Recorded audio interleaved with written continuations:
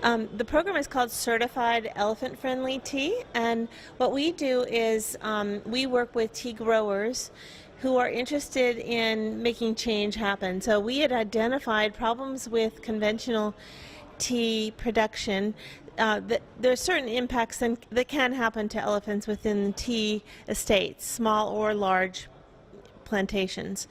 And these, in summary, what these problems that we were identifying and keeping track of were ditch hazards to elephants trying to cross through their corridors of movement, also blocking of corridors with too much fencing or fencing that might deter elephants from moving, say, to the water sources that they need, or between fragments of forest that remain.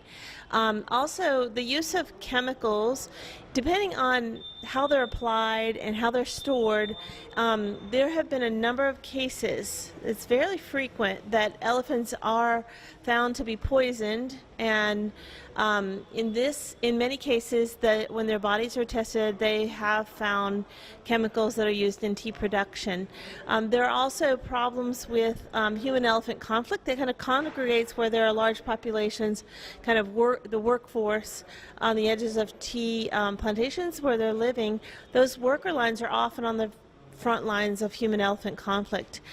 But elephants are to the point where there's so much habitat loss that tea plantations are actually an opportunity for conservation. And for those growers that really want to support elephant conservation while they continue to do well at growing tea, can actually contact us and find out more about the Certified Elephant Friendly Tea program.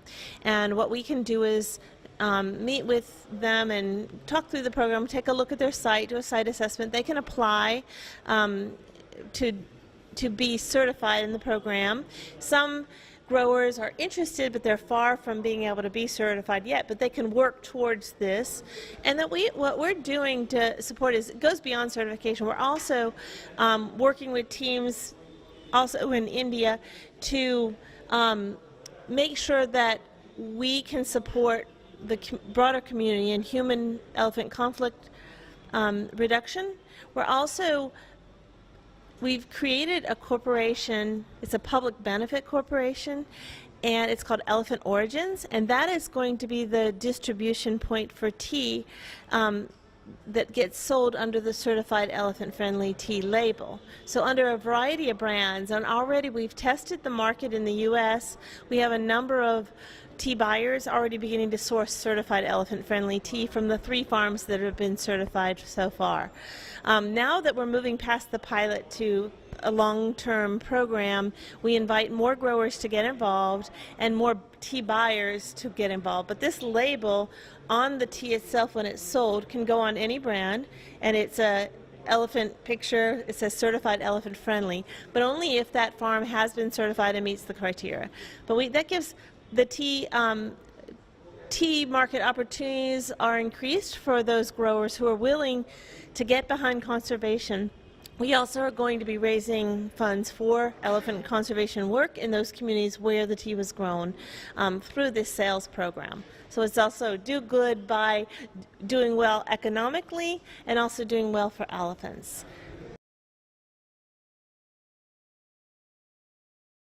We're hoping to see is a shift towards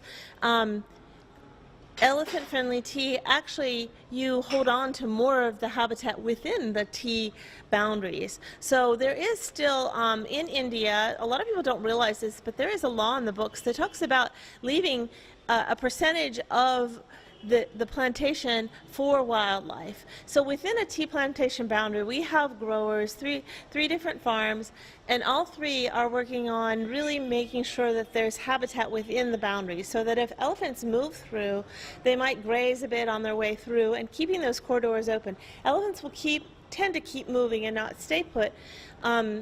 if they have a little bit along the way, and if conflicts is left. So if large crowds aren't gathering and harassing the elephants and blocking their movement, the elephants will tend to continue peacefully along. Many of the babies are born in the tea estates, and if baby elephants really can't move for 3 days until they're large enough, and it's very stressful for them to be on the move all the time.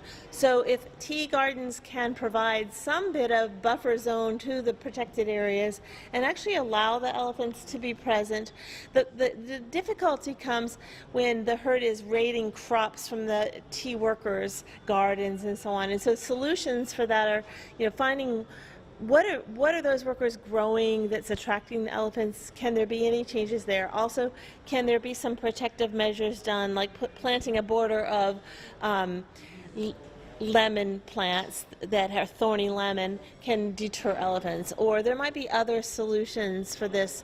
But I think all in all, we're down to no choice. If we want elephants to thrive, you have to be creative, and we're looking for economic opportunities for coexistence with elephants. If you could do better on your tea sales and at the same time provide an opportunity for elephants to move more freely and peacefully, then it's win-win for both elephants and for the growers.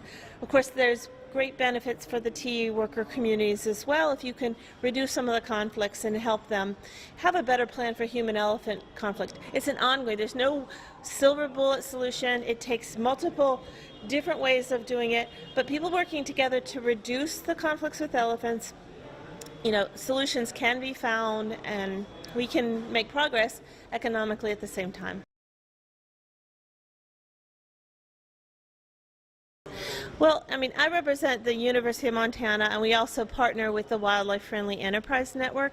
And what we've found from our work with various communities beyond, these communities with elephants and tea, is that coming to forums like this, where the Bala Power Foundation is able to bring both experts and community representatives together, and even government officials and forest department, into one place to have discussions, creativity begins to happen, and people share information that one person over here didn't know about something that's working somewhere else. It's that interchange and support system that you get from events like this, and ongoing. I think it's really important to have, such as this.